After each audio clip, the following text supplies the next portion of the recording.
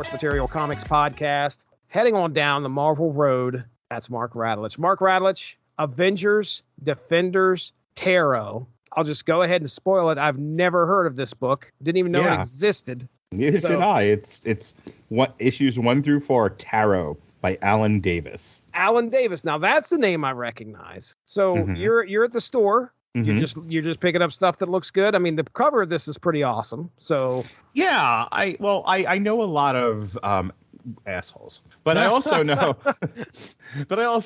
a lot of people who are into like paganism and witchery and astrology and all kinds of like weirdo shit, right? Yeah. Off the beaten path shit. Not like me and you shit, like weirdo shit. Okay. It's like tarot readings, that kind of thing. Okay. And I'd never heard of this before. Like, I don't even know what year this was. 2020. So when I saw it, I was like, Avengers, Defenders, Tarot. Huh. Like, again, looking for self-contained stories. And I was like, oh, interesting. They're playing with the whole idea of tarot cards. It's an Avengers, Defenders crossover. Interesting. I want to give this a shot. And I was flipping through the book, and I was like, oh, the artwork has that typical comic book art. It's not particularly distinguishable, but this isn't Silver Surfer Black. No, this is your standard, regular, readable comic book art. But in that art, with very acute lines, very particular lines, very readable lines, is interesting artwork. Like there's some art here in some of these pages where they're playing with, like I said, the aesthetic of a tarot card deck. But the other thing about this book, it's one of those like almost like an episode of television where it's utterly self-contained. It has nothing to do with the greater narrative of the season. And there's no stakes, but also nothing is off the table. Anything can happen. Anything can happen in this episode because it's going to be completely fixed by the end of it. Oh yeah. But in that 30 minutes, 45 minutes, an hour time span, you were just seeing everything. Avengers, Defenders, Tarot is what I wanted Multiverse of Madness to be. Oh, that would have been great. It is like zany multiverse, wacko Roger Rabbit shit going on in this. Oh yeah. book. Yeah. It is really cool. I have 4 issues to play like a kid in the candy store. I can do anything I want. I can kill any character. I can make any character into what I want it to be. I, as an artist, as a comic book writer, as a comic book artist, can do anything. I can utterly, and I love that. When people ask me, like, what do you like in another person? I am attracted to other people's passions. Like, if you are passionate about something, Jesse, like you are passionate about comic books. Like, you do an entire podcast, and I'm trying to get you to stay on topic, and you're like, I'm reading comics. You never done that before. I'm a consummate professional. You started your own comic book podcast because comic books were meaningful to you. As much as Chris Bailey and I disagree on things, he is passionate about comics. Pat Mullen is passionate about to violently so. Passionate about comics. And I like that about people. I like it when you're so into something, you become almost like Asperger's-y or like autistic about it, where like you know every detail and you are excited to share those details because life is about sharing your love. And I don't mean that snarkily, like, because I know people know about me, but I don't not that kind of love. If you love something, you want other people to share in that love too, or at least share your love of the thing. And I think you can see into a person's soul when you see what they love. When it comes to the aesthetic, when it comes to the story in this, you could tell like the people playing in this world, like, we love comics. And for 4 issues, we can do anything we want to do. We're not married to the strict story structure of whatever's happening at editorial Marvel. We can do anything. And I love that.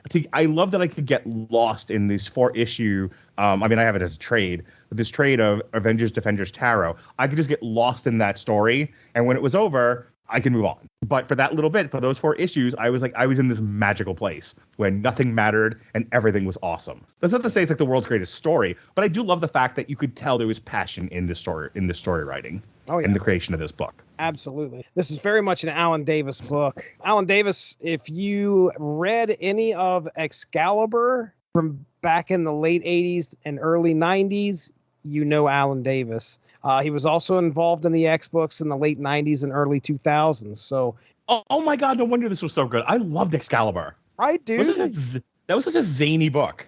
Yes, and that's exactly what you've got here. I mean, you get some zaniness that's happening on like this cosmic. There's a very cosmic level threat that involved these 2 teams. I But yeah, love the premise. It's like I have magic ooze that I use to make tarot cards. right. What? Yep. Did you throw a dartboard at ideas and it was like ooze, tarot cards, Yes. whatever, and like that's the story. For a brief moment, when Chris Sheehan had his Excalibur podcast that he was doing, Claremont to Claremont, that's what it was. I hop in there. I've never read Excalibur before. So I think I read like maybe 5 or 6 issues that I did for that podcast. So I never, I knew about the characters. I just never read Excalibur. I was heavy into the X books back in the 80s and 90s. I was reading the X Factor, X-Men, but I was not going over into Excalibur at all. So that was the first time I started reading Alan Davis. So yeah, you've read them. So the caliber of writing that you're getting into. That's what you kind of get here. This is definitely an Alan Davis story. Now, there are 2 teams that are featured on this, the Avengers and the Defenders. So most everybody knows who the Avengers are.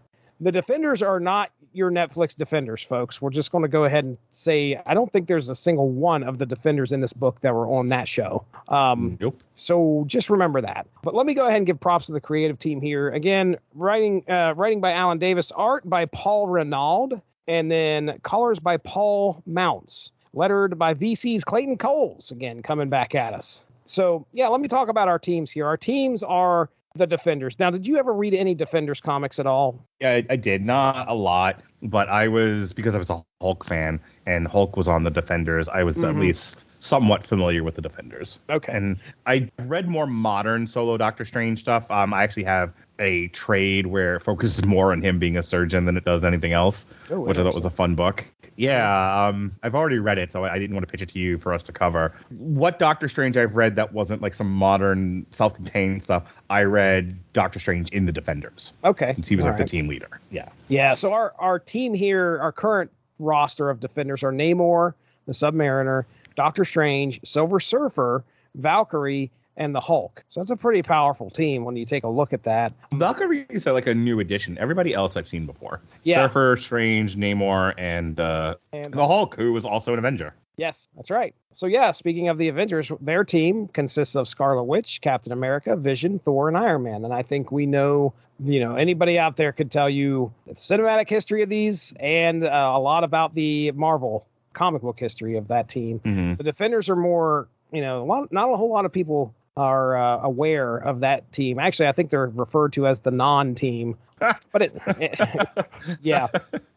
So the non-team. I think that was kind of like the vision when they put the Defenders together. I'd have to look this up to make sure, but that was like one of the things that they had said is like, I'm going to put together a team of superheroes they're considered a non-team of superheroes, and that's what they went for. So, but anyway, so we have these 2 teams, and let's go ahead. I'll get into the synopsis here, and we'll talk about some of our favorite parts of this book. The Defenders, Namor, Doctor Strange, Silver Surfer, Valkyrie, and the Hulk go on a mission to stop the evil Cyrus Black from using the infernal ichor of Ishizok, a mystical fluid that allows its owner to control others. Actually, to control things, I should just say, because it's used not just to control people, but it's used to also control like statues and stuff in this book. But soon, Namor begins to recall a memory during the time he fought alongside Captain America in World War II, when Captain America turned into the Hulk. Knowing that this memory could have never happened, he also recalls elements of that memory similar to what he just saw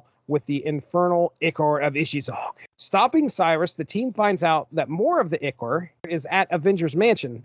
They soon run into the evil alchemist Diablo, who uses the ichor to take control of most of the Avengers by drawing their likeness onto blank cards. When the Avengers and Defenders finally are able to wrest control of the ichor back, Diablo opens up a portal, a big thing, like some elder god's about to come through, very similar to what was that? I think was that Multiverse of Madness? I think where he was trying to. Anyway, or I might be thinking of What If, but anyway, he falls into the portal and he goes into the great beyond. Next thing he knows, he wakes up in space. And things get crazy. But now his friends back home, they look to investigate the ichor as strange things begin to occur. Recent events seem to have never happened, yet the teams recall the actual events that did occur. So it's like there's these false memories that are happening. Wait a second. I think they're standing there after they had this big fight and all the battle damage is gone. Some people are wearing like different costumes.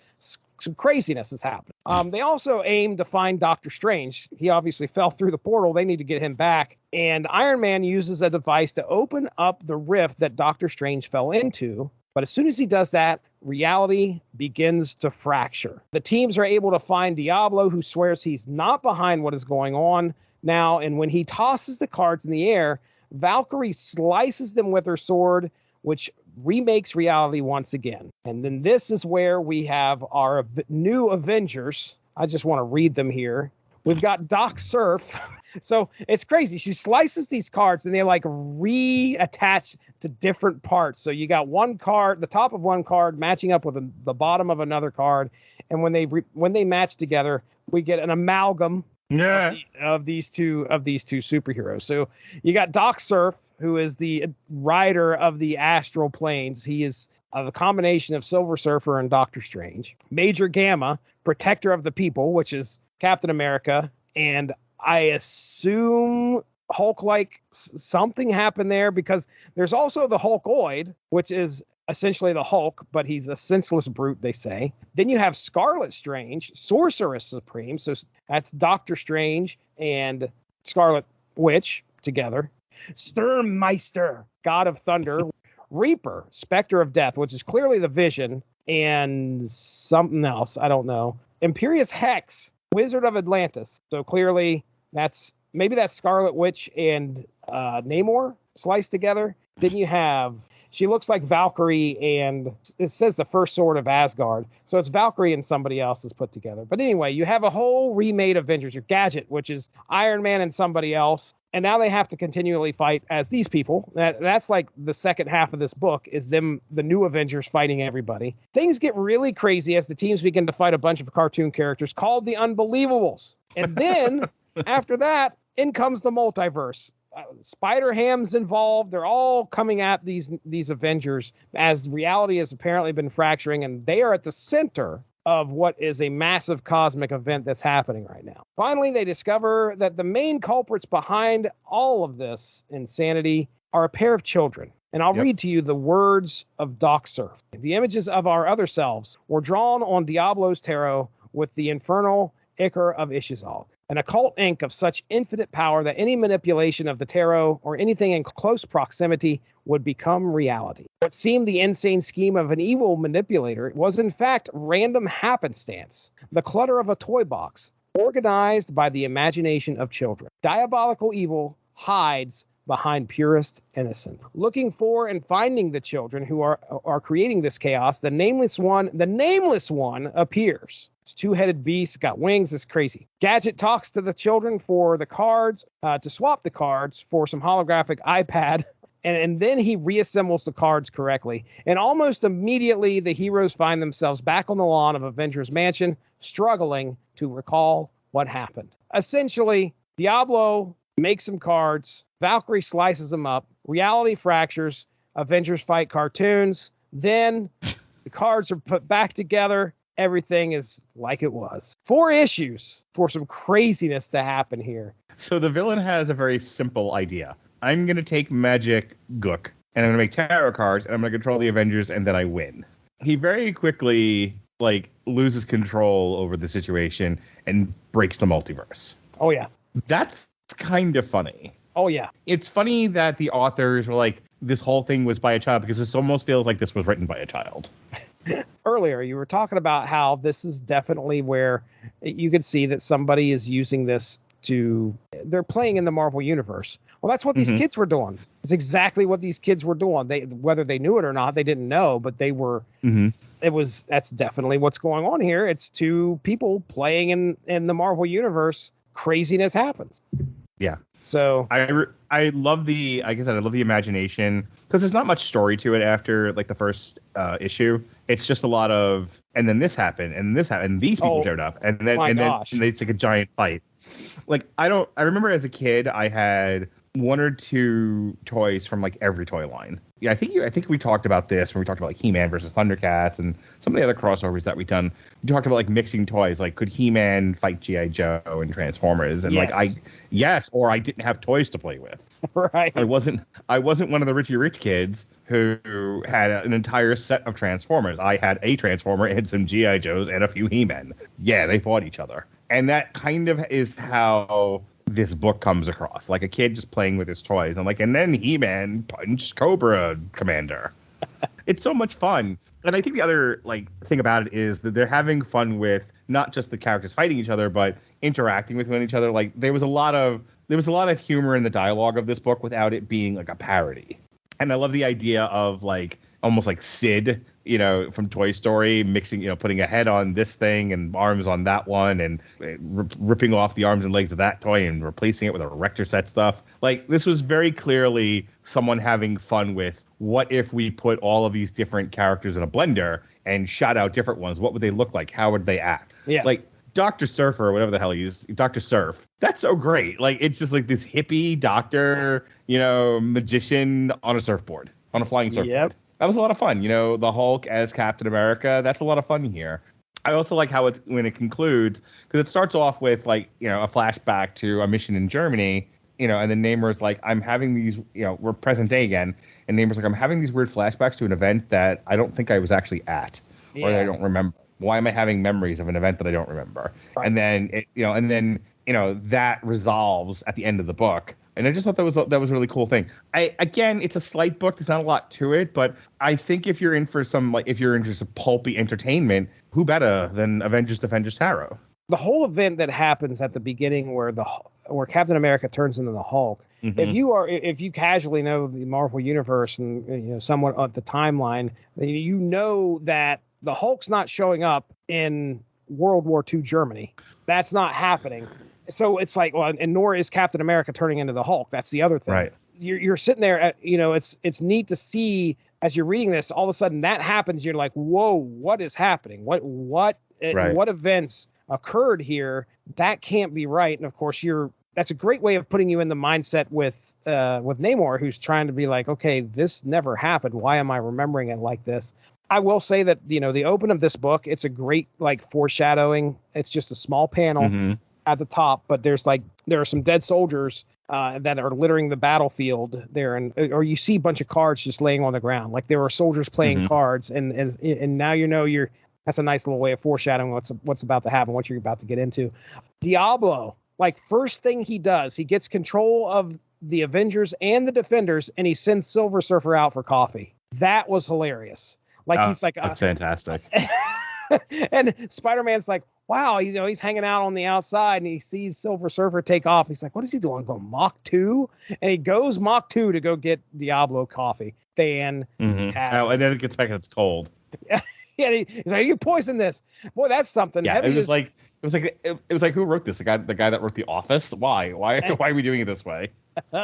Heavy is the head that wears the crown too, because he was like, it's poisoned. I know it is. As you're reading the story, you're trying to figure out what's going on. Where is Alan Davis going to take you? When Doctor Strange disappears, Thor and I think Valkyrie maybe head to Asgard. They want to talk to Heimdall to see if Heimdall can actually see where Doctor Strange is at. Mm-hmm. And there's like two panels, and I thought this was an error. You see Thor, like, they're either walking across the Rainbow Bridge or whatever. Thor is walking, he's clean shaven. And in the very next panel, he's got a full beard. Mm-hmm. And I was like, what the fuck? The artist screwed up here. What is going on? And then the next panel, he has no beard. And I'm like, there is a problem here. Then I almost sent you this. I sent you this as a message. But then like two panels later, Heimdall's looking at him and he can see him in threes. He sees him as mm-hmm. the clean shaven guy, the bearded guy. And then there was another vision of whoever Thor was. So at that point, reality had started to fracture or whatever. Something had occurred to them. But anyway, I thought that was a very nice touch. I was, as the reader, I'm like, something is weird going on here, to the point where I thought it was something that they screwed up with. And that was not the case. It was actually purposeful. What else? The Wacky Racers show up, which are not the Wacky Racers. It's like, hey, we got the Wacky Racers at Home version of the Wacky Racers. It's a completely separate version, but they're the first thing you see that after reality fractures, they bust through and you see Snidely, Whiplash, and Yes. Muttley. Yes, Muttley. Yes, they crash through, and there's like, I mean, there's all sorts of cartoon craziness going on. So when the Wacky Raceland reference was made, were you getting flashbacks to the comic that we reviewed? Oh yeah, absolutely. God, flashbacks to fucking Baby Darkseid. Like, oh my God, Wacky Raceland. Like, why? How did the comic book about a car race get this convoluted? Oh, no kidding. There was at one point where the Unbelievable show up the second time. There was like there's 3 superheroes there. 2 of them, I think, had, I want to say 2 of them had baseball bats, and one of them looked like a football player. And I'm like, where did these guys come from? And then I didn't catch it until my second read through that when they started talking about this whole Ichor being in possession by the kids, or the deck, I should say. I think it was the deck of cards that was in possession of the kids. It also affected things around wherever the deck of cards was, wherever this Ichor was. So they also had baseball cards and football cards laying beside this stuff. And that's why they were pulled into the universe. It got, I mean, that stuff to me was like really interesting. I'm sitting there, I'm like, who are these guys? And then I realized, oh, it's just this thing that's where the cartoons are coming from. That's where these guys are coming from. So a neat story, a very neat story. There's a point where like words manifest on the page, but they turn into stone and crash down onto the Avengers. It's almost like a very surrealist book. Very. We started this trilogy with like Marvel Cosmic, Silver Surfer Black. This is very esoteric in the Marvel Cosmic way without necessarily being Marvel Cosmic. Right. Like, I love the fact that they're playing with the like pagan astrological side of things, which is not really my thing. I'm not one of the weirdos. However, I like that they were taking a chance. Like, this is out there. People do it. People are into it. And they use that. But it's not something comics tend to touch on. We're either in crazy psychedelic space or, everything is like street level, Bears and Ma Nucci. Psychedelica, yes, but rarely like pagan psychedelica. I had a good time, man. I mean, I know it was kind of out there, kind of crazy, but I still had out there, man. Yeah, it's funny when we started early this year, and you were like, hey, let's read stuff off the beaten path, and both of us like, yeah, let's not do like Marvel and DC. Okay, so 3 books of Marvel, but 3 I think very distinct and interesting books. Like, this isn't the usual shit, right? And then, next series that we're doing, we're looking at some DC stuff. And yeah, it's books I bought at Ollie's. But I also think it's a little off the beaten path. Like, I don't think we're doing very typical stuff. No, and it's solid. So no one's going to listen to these podcasts either. Because we didn't do anything with Wolverine, Ghost Rider, or Punisher. It's true. No, this Alan Davis, I think, is a pretty well-renowned writer when it comes to comics. And I think he did a fantastic job here.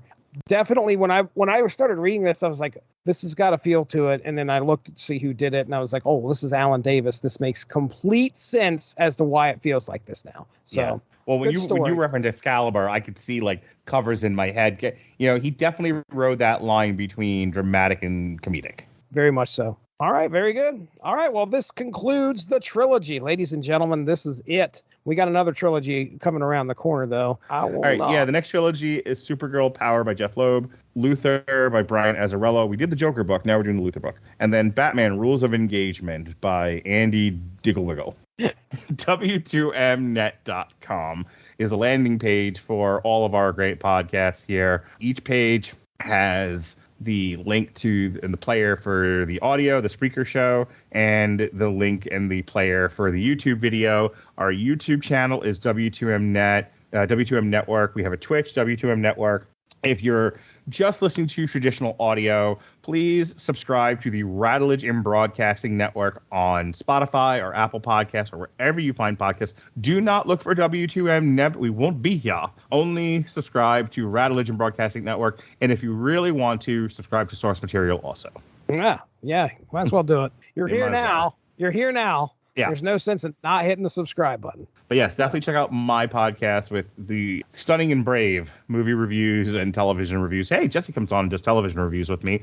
We're tripsing merrily from the corner to the deuce, aren't we, Jesse? You can bet your sweet butt that I'm sashaying in the Tremaine.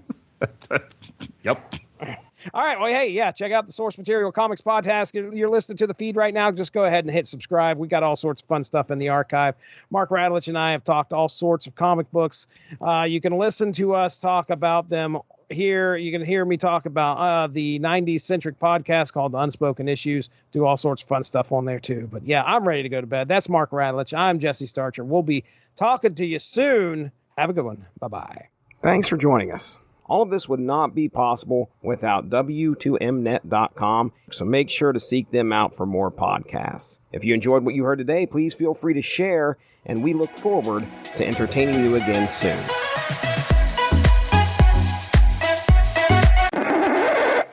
Did they all have pockets? Did they all have pockets? Are you talking about Rob Liefeld? I'm making a Rob Liefeld joke. That's what I thought. Okay. All right. I was making sure.